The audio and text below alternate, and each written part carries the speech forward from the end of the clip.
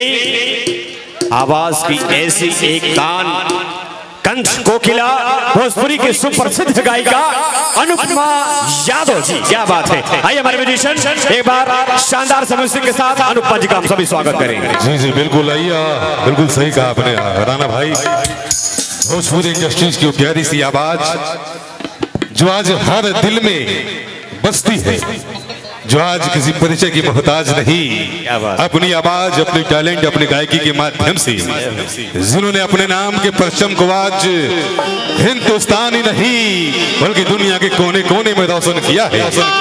वो आवाज, जिस आवाज को आवाज देने से पहले मेरे दिल से यही आवाज आती है कि गुलों में रंग सितारों में रोशनी कम है, गुलों में रंग सितारों में रोशनी कम है, तेरे आवाज के बगैर इस जमाने की हर खुशी कम है, तेरी गायकी की रौनाइयों के सामने उस चंदा की चांदनी कम है कि अब चली भी आओ, कि अब चली भी आओ, तेरे आवाज के बगैर एक क्या हर एक संगीत प्रेमियों की 100 जिंदगी कम है, 100 जिंदगी कम है। क्या बात है। एक ताली हो जाए अनुपमा यादव के लिए चंद प्यारे गीतों के साथ आप सबों के बीच।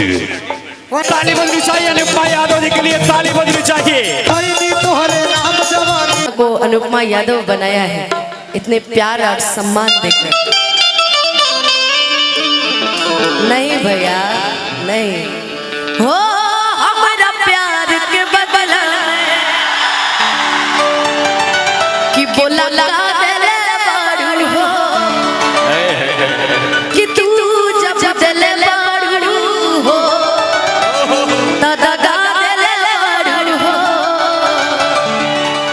एक गाना हुआ सब हमरा आवाज में आजा अमर कर दे। इतना प्यार कबू कबर मैंने सोचा कि यार जिंदगी में हमने क्या कमाया है, और सही बात है हमने रुपया पैसा कुछ नहीं कमाया, जमीन जायदाद कुछ नहीं, हमने कमाया है तो सिर्फ आप सब प्यार। कि कहीं भी जाते हो तो लोग बोलते हैं कि हाँ ये अनुपमा है, कैसी भी हालत करो लोग पहचान जाते हैं। जी जितने हमारे कैमरा वाले सभी को तो मैं जिंदगी भर आभारी रहूंगी। ये लोग खींच के वायरल करा देता है। जिंदगी भर मैं आप लोग की आभारी रहूंगी। मैं अपने मुंह से जितना कह दूं बहुत कम है, इसीलिए मैं कभी आपसे पैसा नहीं मांगती, कोई चीज नहीं मांगती। मैं बस इतना मांगती हूँ कि जैसे हैं आप लोग वैसे ही अनुपमा पे दया दृष्टि बनाए रखिएगा और अच्छी चीजें चढ़ाइएगा। वैसे हमारे इसमें कुछ लोग हैं जो आज देखिए मेहमान नवाजी में बैठे, देखिए देख लीजिए हैं।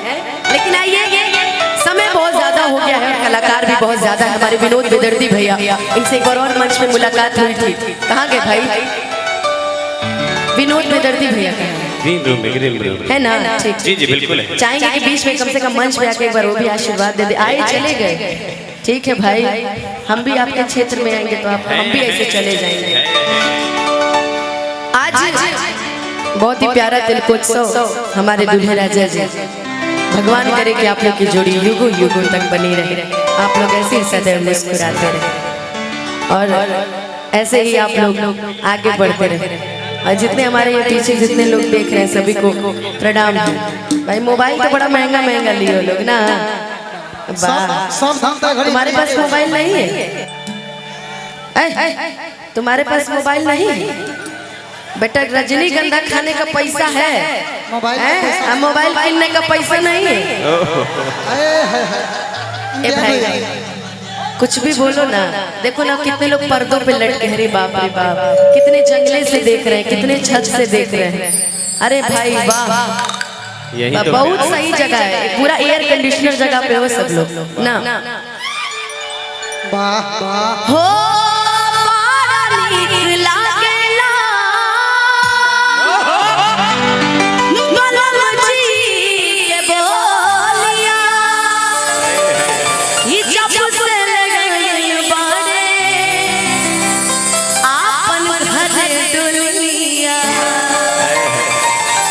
अच्छा हम प्रसन्न जानते कब हो जाते हैं जब आप इतने प्यारे हो, म्यूजिशियन इतने प्यारे हो, सिंगर इतने प्यारे और साथ साथ साउंड इतना प्यारा है। क्या साउंड, सुहाना साउंड, सही बात है।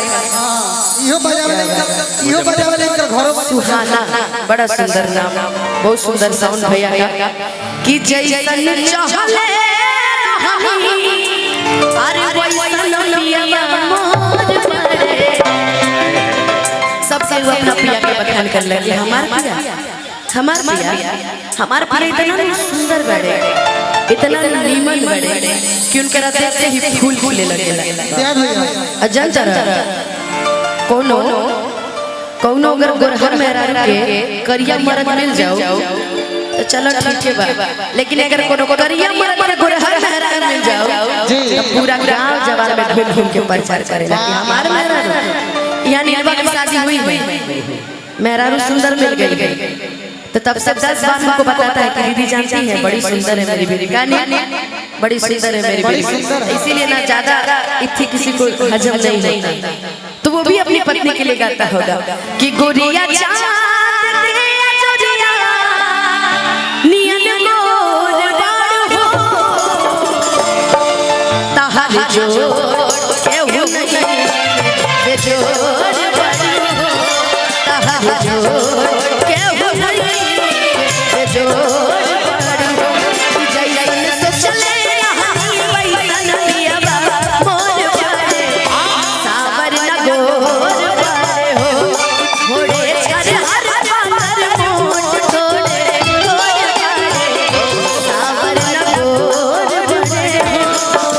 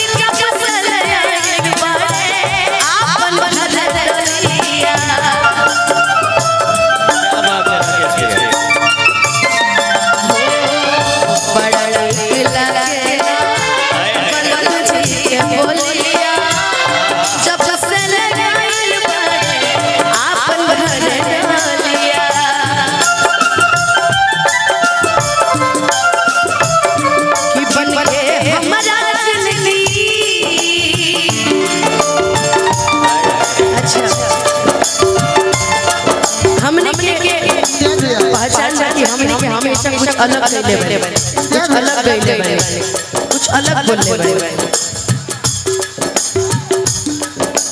हो जो मेरी रूह हो चैन दे वो खुशी बन गए हो तुम, जिंदगी बन गए हो तुम, जिंदगी बन गए हो।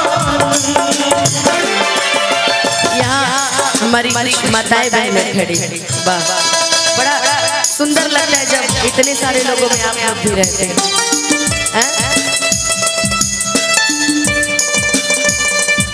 जो मेरी रूह हो चैन दे खुशी बन गए हो तुम, जिंदगी बन गए हो, जिंदगी बन गए हो। सोचले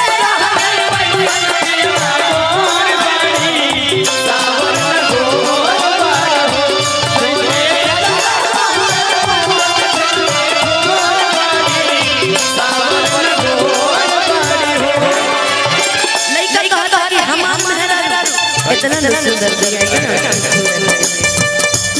हो